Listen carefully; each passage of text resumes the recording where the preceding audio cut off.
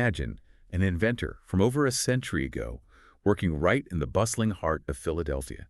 Now, he wasn't just claiming to have discovered a source of free, unlimited energy, which, let's be honest, still sounds like pure science fiction today, but his really audacious work also directly inspired early sci-fi writers.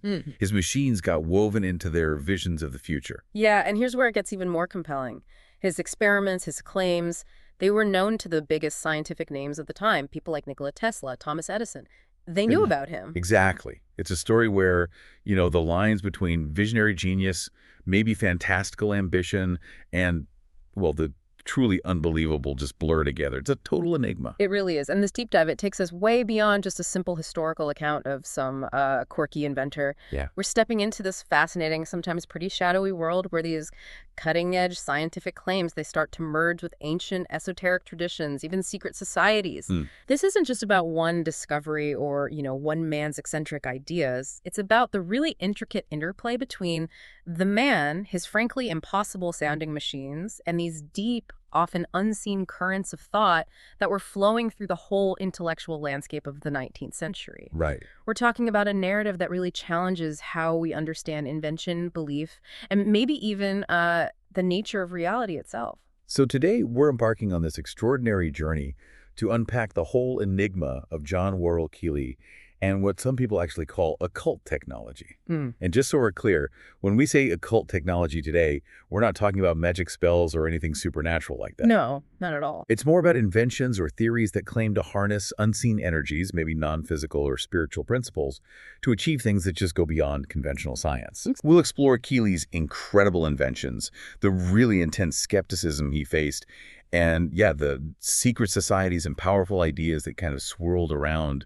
his eccentric vision. Our goal is to show you just how deeply intertwined these apparently separate worlds truly were. Welcome to the cabinet of science and fiction. Okay, so our mission for you today is to try and distill the most important nuggets of knowledge, the key insights, from this really complex, often bewildering story. We'll help you understand what was really at stake in Keely's work. Why did it captivate some people so much and just infuriate others? What controversies popped up? And crucially, why does it continue to resonate with us even today? So as we unravel all these layers, looking at the evidence, the enduring mystery, we really want you to think for yourself.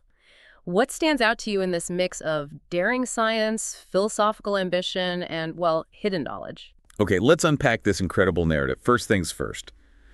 Who was John Worrell Keely, the man himself? Because his early life, it's like a patchwork quilt of contradictory accounts. It almost feels like he deliberately cultivated this air of mystery around himself. It really does. The historical sources we have, they paint a seriously confusing picture. It makes pinning down his origins really quite difficult. Yeah, some say carpenter, others a druggist. Right. And then there are mentions of him being a railroad engineer for the Pennsylvania Railroad. And even a flutist, which is, kind of out of left field. Definitely. A Philadelphia newspaper actually admitted, pretty candidly, that little is publicly known about his early life. It almost hints at deliberate obscurity, doesn't it? It does. And then there's this allegation he was connected with a traveling circus, though that one seems a bit more speculative. Yeah, less evidence for that one, but it's like trying to catch smoke, pinning him down. He seemed to shift identities almost as fluidly as the mysterious forces he'd later claimed to control. That chameleon-like quality must have made it incredibly difficult later on for people to judge his intentions or, the legitimacy of his claims. Exactly. And it wasn't just external confusion or, a lack of records. Keely himself actively added to the enigma of his own past. For instance, he flat out denied ever being a carpenter, even though lots of reports said he was. But maybe more telling, he claimed he once acted as a debunker. He said he exposed spiritualistic mediums back in St. Paul, Minnesota, sometime between 1857 and 1861. A debunker. That's fascinating, given where he ended up. Isn't it? He actually said, and this is a quote that gives you a real glimpse into his mindset, "Everything their mediums did in the dark, I did in the light, and that naturally enraged them." Wow. So this self-proclaimed role as a debunker of mystical forces, it's such a stark contrast to the really profound mystical and esoteric stuff he later got associated with. It really is. It highlights this core paradox about Keely himself, right? Was he a showman who just understood perception, whether through science or stagecraft? Quite possibly. That early experience suggests he had a really keen understanding of how to create a spectacle, how to influence belief, a skill that, well, it either served him well or maybe proved to be his undoing later on. It certainly makes you wonder about his true motivations. Was it all performance? Or did he genuinely evolve in his thinking about these forces? But then there's his lifelong passion.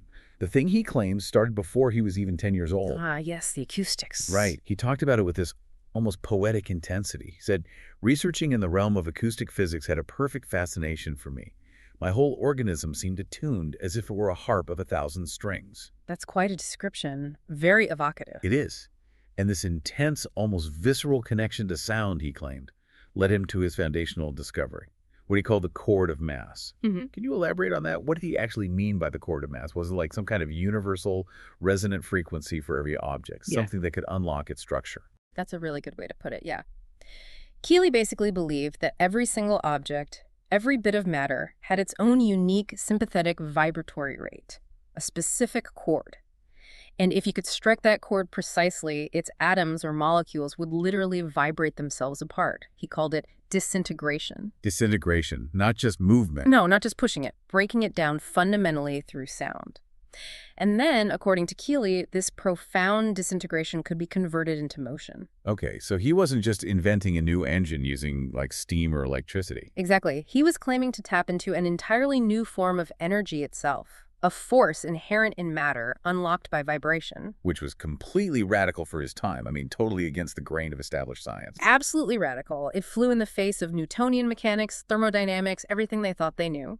By suggesting this unseen, pervasive force accessed through vibration, he was basically demanding a complete rethink of how the universe worked. So his work was either, unbelievably revolutionary, or an incredibly audacious deception. There wasn't much middle ground. It struck right at the heart of physics. and he gave this extraordinary unseen force a specific name, didn't he? Something central to his whole system. Yes, he called his core discovery etheric vapor. Etheric vapor, okay. He described it as an elastic substance of great energy, which he claimed he got from air plus water through vibratory action. From air and water. Just common air and water. That was the claim. And to really emphasize how potent and light it supposedly was, he asserted its specific gravity was about 4 times lighter than that of hydrogen gas, which was the lightest known gas back then. Lighter than hydrogen. Wow. But it wasn't just light. It was unbelievably powerful. He went on to make the truly astounding claim that a bucket of water has enough of this vapor to produce a power sufficient to move the world out of its course. Okay, hold on. A bucket of water could move the world. That's what he said. I mean, think about that for a second. The sheer, almost unimaginable scale of energy he was claiming to harness from something as mundane as water and air. It's not just an energy source. It's practically cosmic power. Pretty much. It moves beyond just invention into something almost mythical. By 1880, he was already talking about making progress with this etheric vapor, wasn't he? Announcing new developments. Yes, he announced a new vibratory engine. Supposedly weighed less than 75 pounds, but would produce a greater force than has ever before been shown. 75 pounds. That's tiny compared to steam engines of the era. Exactly. And his vision wasn't just about these massive engines with huge flywheels anymore. He envisioned small, neat-looking objects, which he calls generators and engines. Neat-looking object. Connected by pipes that were only of the thickness of telegraph wire, bored to the fineness of a cambric needle. Wow, tiny pipes, too. That's a big shift from his earlier, more cumbersome machinery, right? Yeah. It suggests refinement. It really does. A move towards something more compact, maybe more efficient, potentially scalable for everyday use. It speaks to the grand scope of his ambition. From brute force demos to something more subtle, almost elegant. Let's try and visualize his demonstrations, because these weren't just theories and notebooks. They were public spectacles. They captivated people, bewildered them, created believers and skeptics in equal measure. That's right. These were live events. One of his earliest famous machines was the Globe motor. The Globe motor, okay. It was apparently exhibited in operation around 1871. Some accounts even suggest he might have built it before 1869. But here's the mystery again. It was never patented. Never patented. Which became this recurring theme, fueling both intrigue and suspicion. Why wouldn't you patent something like that if it worked? A very good question. And it's one we'll definitely come back to when we talk about his legal troubles. But his real public debut, the moment that really put him on the map, was a demonstration in November 1874. Okay, what happened then? Witnesses described an experimental test run of his motor at his workshop, and significantly, a man named G.F. Glocker, who actually built the multiplicator for Keely. The multiplicator? What was that? It was this crucial, complex device designed to contain and apparently amplify the high-pressure vapor. Glocker testified under oath that there were no secret chambers or recesses in which chemicals or compressed air could be contained in the device he built. So a direct counter to early fraud claims. Exactly. Glocker reported seeing a vertical direct-acting double-cylinder engine with this massive 2,000 pounds flywheel start rotating. How fast? At not less than 300 revolutions per minute, supposedly powered just by vapor from the multiplicator. 300 RPM from vapor. And what Glocker emphasized was truly remarkable. He said the force caused no noise, no heat, and no chemicals were used or could have been used without detection. No noise, no heat. That's bizarre. It is. He stated the water was as pure after it left the multiplicator as it was when introduced, and the gas itself had no smell, no taste, and wouldn't ignite. That testimony from someone who built the parts really complicates the fraud narrative, doesn't it? Mm-hmm. Suggests something genuinely unusual was going on. It absolutely does, and the demonstrations just got more astonishing, almost defying belief over time. Like the one in 1881. I read about that one. It sounded incredible. That's the one. Imagine the scene, reported by the New York Daily Graphic. A glass of water poured into half a dozen funnel-topped tubes. Just a glass of water. And then, in exactly 29 seconds, a force was generated sufficient to raise a 6-foot lever, upon which were hung 700 pounds of iron. 700 pounds lifted in 29 seconds from a glass of water. That was the claim. And the asserted pressure within the system was supposedly a staggering 15,000 pounds per square inch. 15,000 psi. That's astronomical for the time. Yep. What did typical steam engines run at? Maybe a few hundred psi. High-pressure industrial ones might hit 1,000, perhaps. Keely was claiming pressures 10 to even hundreds of times greater than anything conventional. It was mind-boggling. How did it even contain that, supposedly? He claimed the vapor was stored in a steel cylinder, and then vivified his term by external vibrations of great energy from a tuning fork of immense size, almost like charging it up with sound. An acoustic battery charger. Yeah. Incredible. And what really stands out in these accounts isn't just the raw power, it's Keely's apparent control, his finesse. Right, he could control the speed, couldn't he? Apparently with uncanny precision. He could increase or decrease the engine's revolutions just by striking an iron disc or that giant tuning fork, or even by drawing a violin bow across a stretched steel wire attached to the machine. With a violin bow. Seriously. That's what witnesses reported. Even more incredibly, he could supposedly reverse the engine at the very highest velocity without breaking anything. Instant reversal at high speed. That level of precise, seemingly instant control, supposedly achieved just through vibration and sound, was utterly baffling to scientists back then. It suggested a principle far beyond mechanics or pneumatics. It's like he was conducting an orchestra of invisible forces. That's a great way to put it. Controlling matter with a tuning fork and a violin bow. And this is where it really connects to the human element, isn't it? Because Keely didn't just see this as mechanics. He saw a deeper connection. Exactly. He believed his principles went way beyond engineering. He hinted at this profound, almost spiritual link between consciousness and the physical world. His whole system, he said, was based and founded on sympathetic vibration. Right. But for him, that wasn't just a physical law, it was a cosmic philosophy. He asserted that all forces are indestructible, immaterial, and homogeneous entities, having their origin and unity in one great, intelligent, personal will force. Whoa. One great, intelligent, personal will force. What do you mean by that? Like a universal consciousness, God. It sounds like it, doesn't it? Positing some kind of universal consciousness or divine will as the ultimate source of all energy, meaning his machines weren't just harnessing natural forces, but tapping into a cosmic intelligence. And he even claimed he discovered the source of life itself. Around 1882, yes. He claimed to have found the source of life and the connecting link between intelligent will and matter, which points to this worldview where his inventions were tapping into something almost divine. A unifying force of consciousness in everything. Precisely. And this belief, this conviction about the link between mind and matter, it led him to design his devices using direct symbolic analogies to human anatomy. How so? Well, his liberator, which was a key part of a system, was apparently constructed after the human ear, and its parts corresponded to the human head. Okay. And his disintegrator supposedly had a neutral center representing the human heart. So he built machines like human bodies. In a symbolic sense, yes.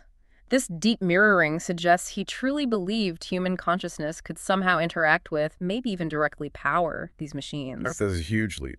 It is. He even said that a simple bar of iron or steel contains all the qualifications necessary under certain vibratory impulses to evolve all the conditions that govern that animal organism, the brain. He thought you could make iron intelligent or crazy. He suggested it. He talked about making a crazy piece of iron or creating an intelligent condition in the same just through vibration. That's moving way beyond mechanics into philosophy, into the nature of reality. It's a fascinating, audacious leap, a truly integrated, almost spiritual form of technology he was proposing.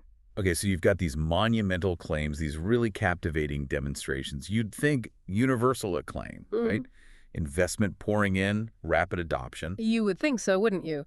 But Keely's story is also one of just immense struggle. Constant financial problems, relentless, often vicious skepticism. Right. The Keely Motor Company, it started big, didn't it? Huge. Formed initially with a capital of $1 million. Later, it was announced to have $5 million. I mean, that's an enormous sum for the time, showing just how much excitement and belief there was initially. $5 million. Wow. Yet despite this massive investment, the company apparently got tangled up with unscrupulous stock speculators. Ah, the speculators. And Keely himself, remarkably, saw very little of the proceeds, even though he had a salary of $200 a month, which wasn't insignificant, but tiny compared to the capital raised. So the money wasn't necessarily going to the research. It seems a lot of it wasn't, and by 1881, the stock had fallen very low. That reflects this growing unease, this gout among investors who just weren't seeing the promised results or a marketable product. And this financial instability, it coincided with a big shift in how the media treated him, right? Absolutely. Directly correlated. Initially, the press was, a critical but objective. They were often bewildered, but gave him the benefit of the doubt sometimes. But that changed. Dramatically. Yeah. By 1878, the tone becomes skeptical and sometimes even outright hostile. One newspaper, just Riley, called the New York office for the Keely Motor a stock gambling den. Ouch. So implying it was more about speculation than science. Exactly. And this sharp pivot just solidified that big question for many people. Was Keely a genius ahead of his time, or was he just a charlatan? And the scientific establishment, they leaned heavily towards charlatan, didn't they? Overwhelmingly. They often dismissed him as an outright fraud. The main accusation, the one that really stuck, was compressed air, right? That he was faking it all with hidden tubes and tanks. That was the big one. Professors Marks and Barker from the University of Pennsylvania, respected figures, they famously asserted Keely's motor worked with compressed air in combination with an ordinary hydraulic screw pump. And they claimed they saw this pump. Yes, they said they saw it rusty and dusty in the corner of a remote room of Keely's shop. This was a huge public challenge to his claims of a new energy source, basically framed him as a trickster. But Keely had defenders. People who push back against that. Oh, absolutely. Ardent defenders. And they weren't shy about it. A stockholder named Oliver M. Babcock, for instance, fiercely defended Keely. He even issued this bold public challenge, offered $1,000, a lot of money then, to anyone who could fill a 20-pint chamber with air at a pressure of 10,000 pounds within 3 months using any means. 10,000 psi. Challenging them to replicate the pressure. Exactly. He flatly denied the pump Marks and Barker saw was used for compressed air, stating it could not be so used with success. It was a direct gauntlet thrown down, daring the scientific community to prove their theory, showed how intense the belief in Keely was among his supporters. But despite defenses like that, the skepticism just kept going. There was that demonstration with the Vibratory gun, too, isn't there? At Sandy Hook. Yes, in 1884. A significant event. He fired this Vibratory gun 19 times at a target 500 yards away. Claimed it had a power of projection thrice greater than that of gunpowder. Did that help his case? Briefly, it sent his company's stock price jumping up a bit, from like 9 cents on the dollar to 15 cents. A little glimmer of hope for the investors. But only briefly. Very briefly, Scientific American, which was a really influential voice, quickly debunked it, called it Nothing more than a clumsy air gun. Just an air gun. And Captain Zelinsky of the U.S. Army, who witnessed the test, he echoed that. Claimed Keely simply accumulated gas or air under very high pressure. And Zelinsky also said Keely refused to use his pressure gauge, right? That's right. Zelinsky claimed Keely refused to use Zelinsky's own 10,000-pound pressure gauge during a workshop visit, which, for critics, looked really damning, like he had something to hide. Zelinsky even offered to replicate it. He did. Publicly offered to produce a similar result if the company provided an outfit that looked like Keely's. The offer was declined, unsurprisingly. This whole exchange just highlights the massive gap between Keely's claims and what conventional science expected as proof. But then you have the counter-arguments from people who work closely with him, which makes it all so confusing. Exactly. The truth is so elusive. William F. Rudolph, for example, was an expert mechanic who actually built Keely's latest engine, frequently took his machines apart for repairs and adjustment. So he knew the insides. Intimately. And he just dismissed the compressed air theory as nonsense. Why? What was his reasoning? He argued, pretty practically, that compressing the amount of air critics claimed Keely used, say, 20,000 pounds into a 60-gallon tank would require powerful compressors and an engine running for half a day. Logistically difficult? Maybe impossible in that workshop setting.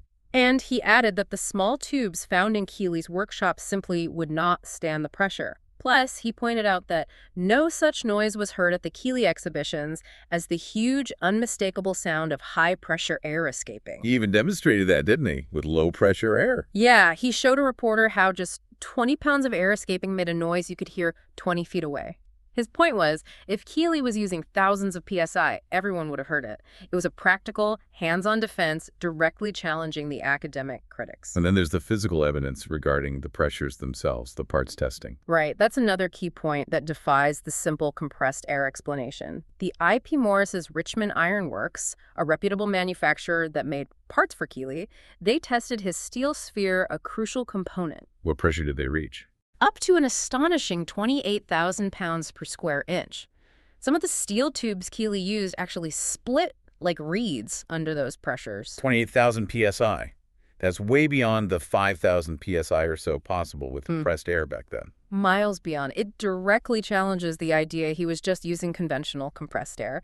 It makes you genuinely wonder, if it wasn't compressed air, how were those pressures achieved? What was going on? Which brings us to the sphere found after his death. The ultimate piece of evidence for the critics, found buried under the floor. Yes, that mysterious steel sphere. Heavy, large. It was immediately seized upon as irrefutable proof of fraud. The hidden compressed air tank, the secret finally revealed. But even that wasn't clear-cut. Not at all. Keely's associate, Schulerman, vehemently denied it was ever hidden, said it stood openly in the back room for years, just used as a weight for his vibratory lift. Mundane function. And someone else suggested it was a storage battery. Yeah, an anonymous source claimed Keely used it as a storage battery for his new dynamic force.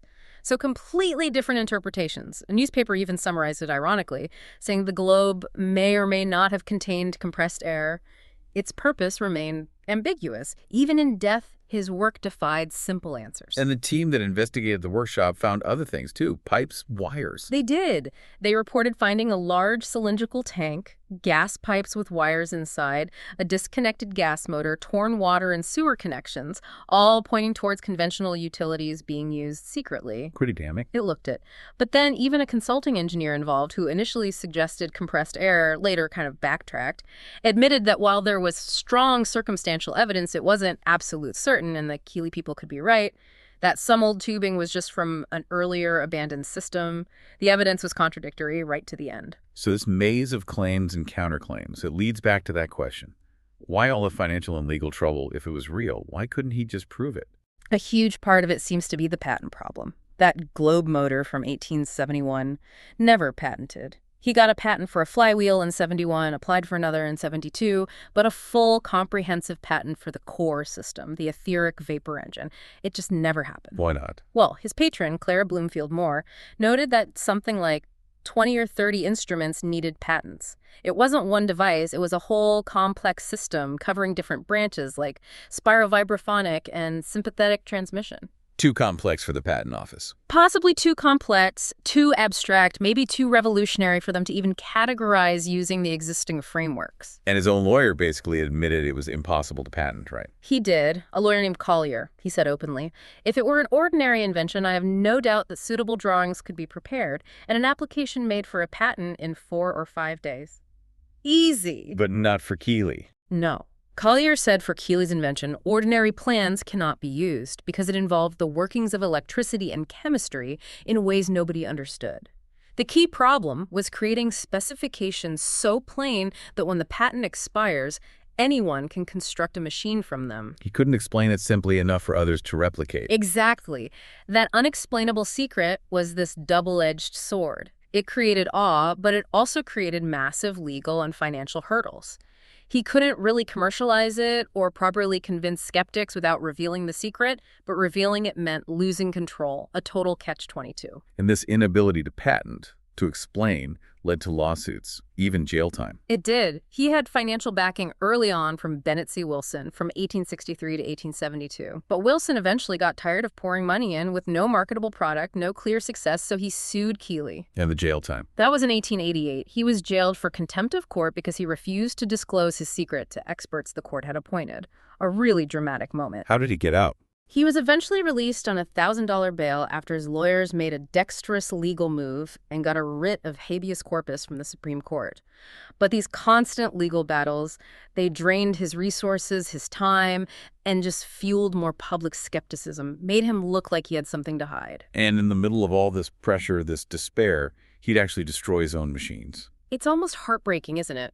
Reports say he constructed and then discarded somewhere between 129 and maybe even 2,000 different models. 2,000, that's an incredible number. It is, suggests this obsessive, maybe desperate search for perfection, or maybe just deep frustration that he couldn't stabilize the forces or get repeatable results.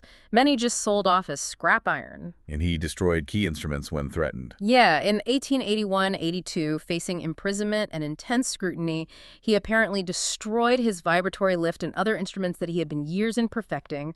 Bloomfield Moore confirmed it, saying, "Engine after engine was abandoned and sold as old metal." This self-sabotage, whether from despair or secrecy or realizing it wasn't stable, it just adds another layer of complexity to figuring him out. It really does. A man caught between this audacious vision and a world that just couldn't or wouldn't understand it.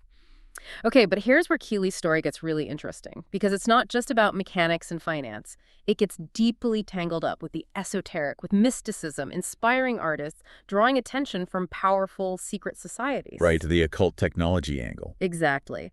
Theo Paymans, a researcher who's looked deep into this, he asserts that Keely and maybe other inventors like him did not work in isolation. He thinks they worked in the confines of a very secret and silent tradition, the tradition of occult technology. Secret tradition. What was its goal? According to Paymans, this tradition envisioned nothing less than the ultimate evolution of humans through free energy, which hints at this profound, almost spiritual purpose way beyond just running machines. Wow. So technology not just for power, but for human evolution. It's a bold claim, placing Keely in this much larger, almost hidden history of technological and spiritual ambition way outside conventional science. And speaking of alternative paradigms, the Theosophical Society really embraced him, didn't they? More than the scientists did. Oh, much more. Founded in New York in 1875, the Theosophists were intensely interested in ancient wisdom, spiritual evolution, unseen forces.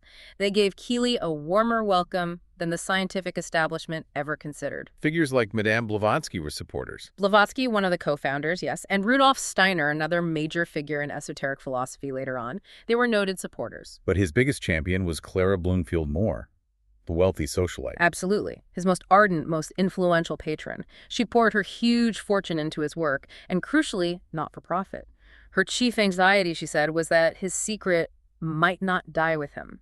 Her devotion really shows how compelling his vision was, even if it defied science.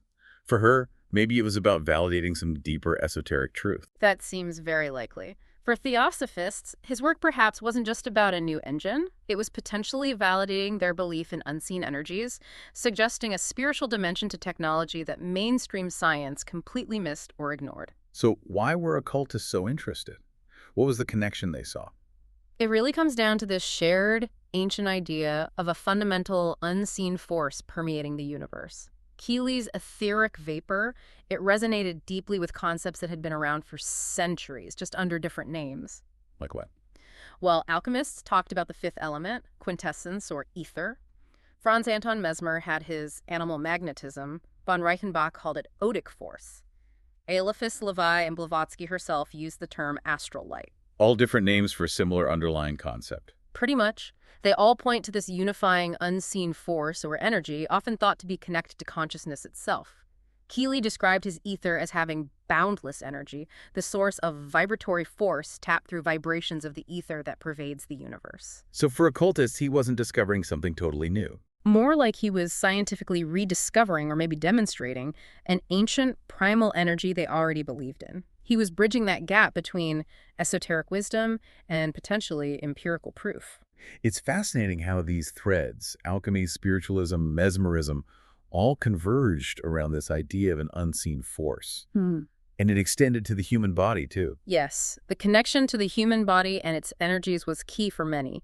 Speer's new motor, another supposed free energy device, was said to draw power from the magnetic store of nature, analogous to the human body. And those spirit machines in the 1850s. Right. Jonathan Koons and Jerry Tippie, out in their log cabins in Ohio, building devices with zinc and a copper to collect magnetic aura. They claimed this produced phenomena like instruments floating and playing themselves. Wild.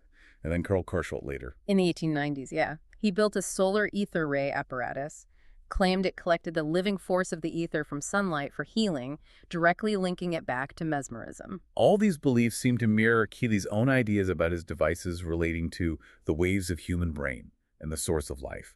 Exactly. It's like they all believed in this universal sympathetic resonance, whether for technology, healing, or even spirit communication. Keely was just a really prominent figure pushing those boundaries, trying to harness these subtle universal forces. And Keely's world also collided with science fiction, didn't it? Yeah. In some really direct ways. And even involved some incredibly powerful capitalists. It really did. Take the word apergy. Apergy. What's that? It was defined as power without cost, or the reflex action of gravity. Basically, anti-gravity. It first showed up in an 1880 novel, Across the Zodiac by Percy Gregg, used for space travel. A sci-fi concept. But then, John Jacob Astor V, yes, that Astor, one of the wealthiest men on Earth, gets intensely interested in Keely. Astor was interested in Keely. Deeply. Astor was an inventor himself, had a visionary mind. He even wrote his own best-selling sci-fi novel in 1894, A Journey in Other Worlds. And guess what? It featured an anti-gravity device powered by apergy, a term he explicitly borrowed from Gregg's novel. So Astor knew the term from fiction. And get this. Clara Bloomfield Moore actually suggested Astor name Keely's force apergy around 1895. And Keely himself seems to have started using the term for his etheric force around then. Wow. So a direct line from sci-fi to Keely's own terminology, possibly via Astor and Bloomfield Moore. Fiction bleeding into reality. It really blurs those lines, doesn't it? Like the future was being written in both places at once. But Astor's investment, that's the really curious part. Nikola Tesla, a certified genius, was skeptical of Keely. Openly skeptical. Yet Astor, with his colossal fortune, $100 million, way more than J.P. Morgan back then, was eagerly negotiating to fund a Keely power company with several millions. It's baffling, isn't it? Why back the enigmatic Keely over the proven innovator Tesla? It really makes you wonder, was it just the lure of free energy, anti-gravity, or did Astor believe Keely had tapped into something deeper, something Tesla hadn't? It hints at something beyond just financial gain, maybe a personal belief in the transformative potential of Keely's elusive tech. Even the most pragmatic minds seemed susceptible to its allure. And there was another sci-fi concept influencing things too.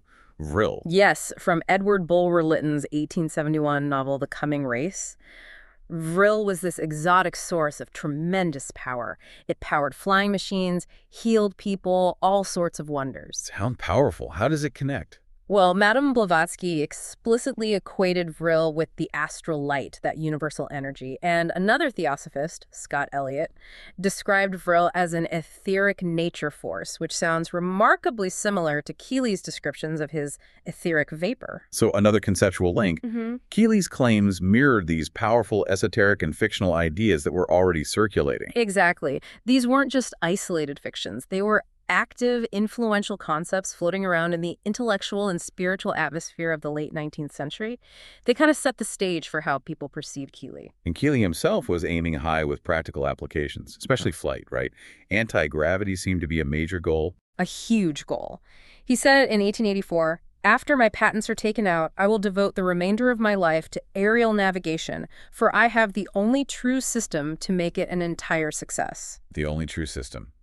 Confident. Very. He claimed his polar-dipolar force could directly neutralize the force of gravity, a true anti-gravity effect.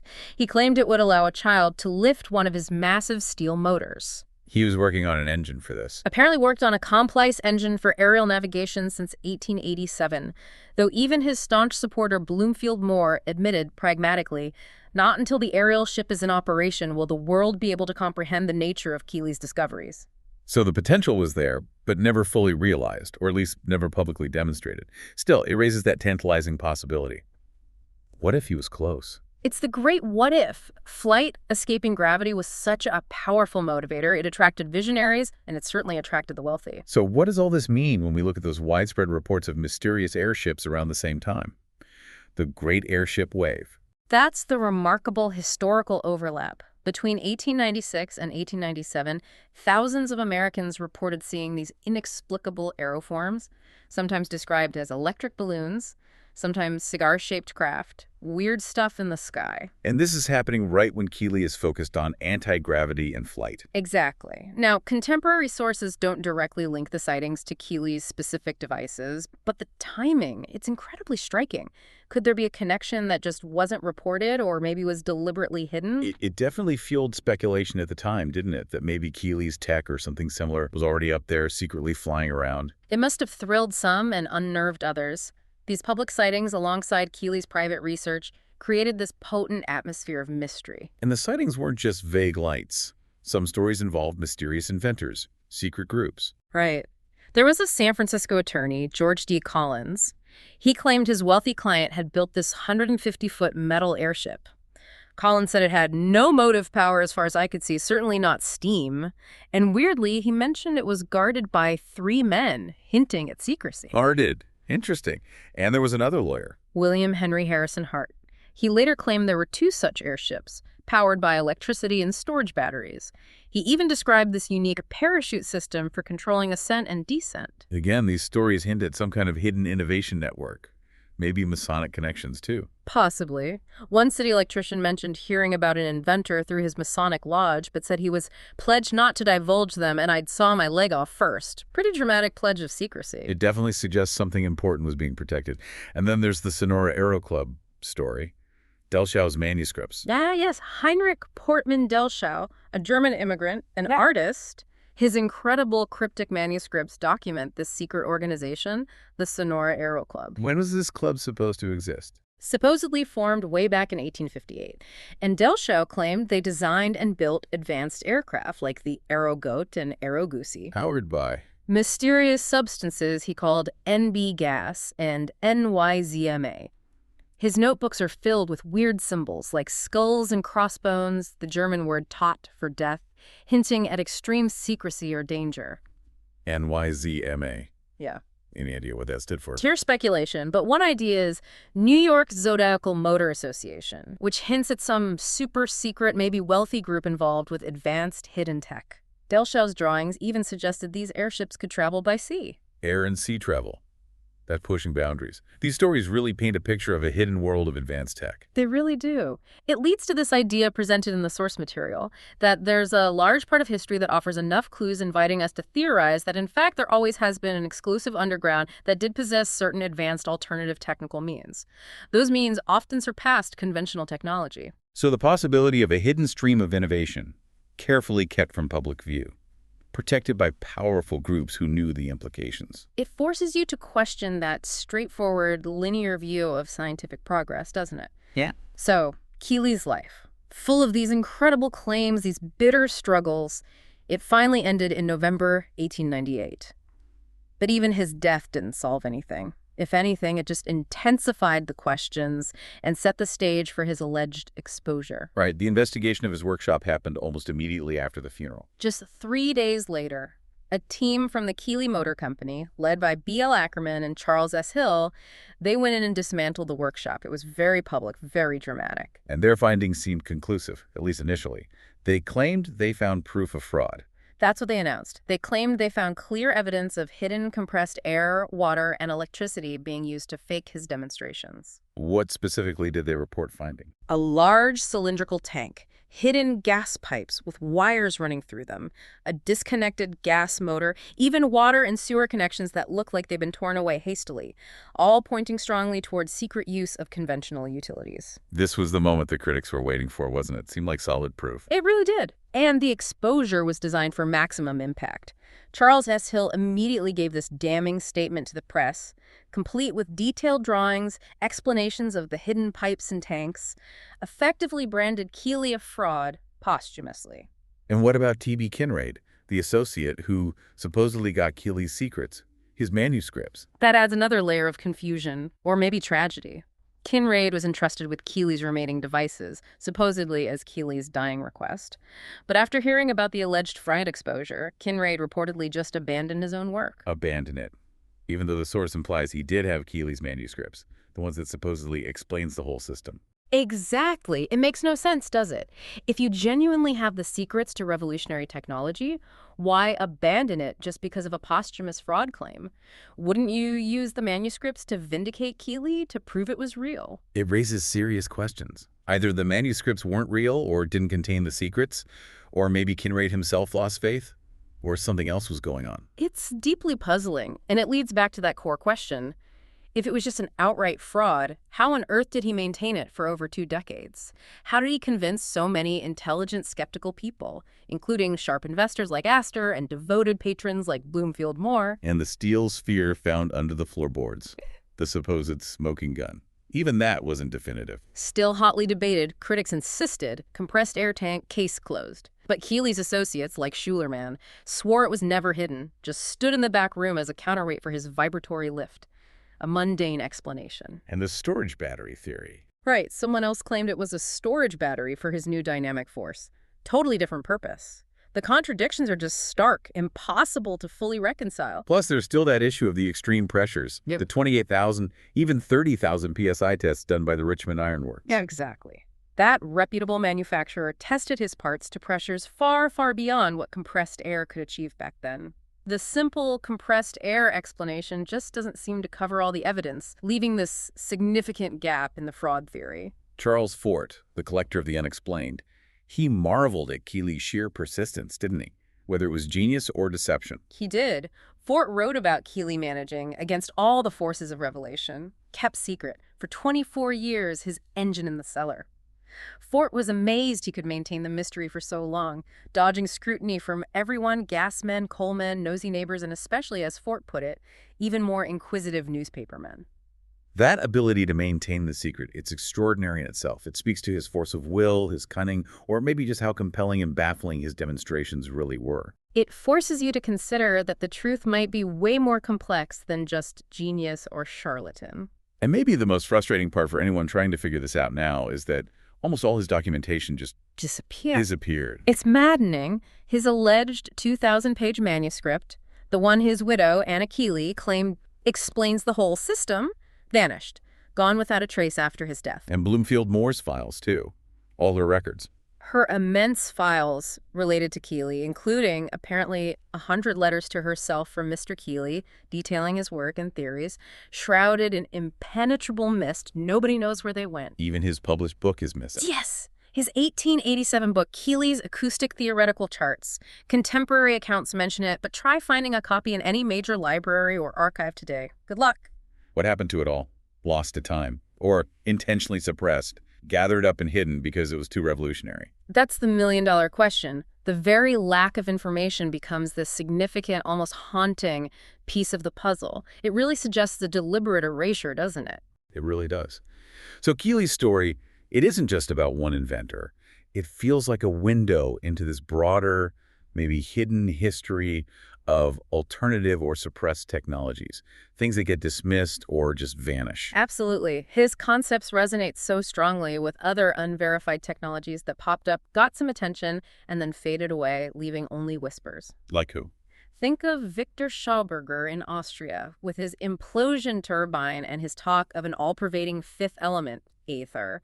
Or Franz Hartmann's colleague, Dr. Kellner, who supposedly invented an instrument to collect and produce electricity directly from the ether of the atmosphere. Drawing power from the ether. Or C.E. Amon's atmospheric generator claiming to draw energy out of the air. Alfred Hubbard's transformer using radioactive substances for immense power. And what's the common thread, besides the radical energy claims? What's striking, maybe chilling, is that, like Keely, all these inventors eventually just disappeared from the pages of history.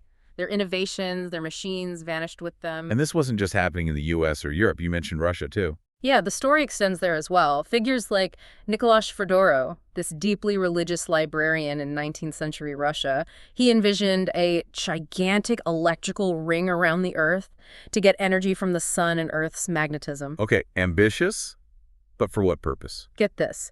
His ultimate goal, he believed, was to use this energy for raising the dead and making humanity equal to Christ. Raising the dead. Wow.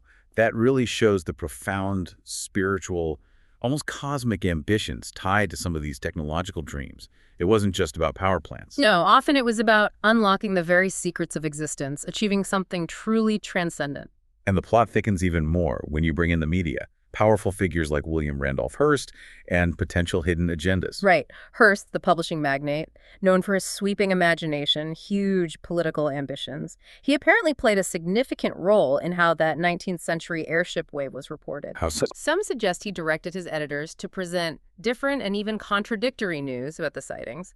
One author flat out called Hearst's actions deliberate misdirection, like he was intentionally manipulating public understanding. Why would he do that? Which leads to the big question. Exactly. What, if anything, could Hearst, with all his influence and resources, have known about Keely's inventions or similar hidden technologies that maybe he so desperately wished to have obliterated from the pages of history? It implies a potential power struggle over world-altering technology.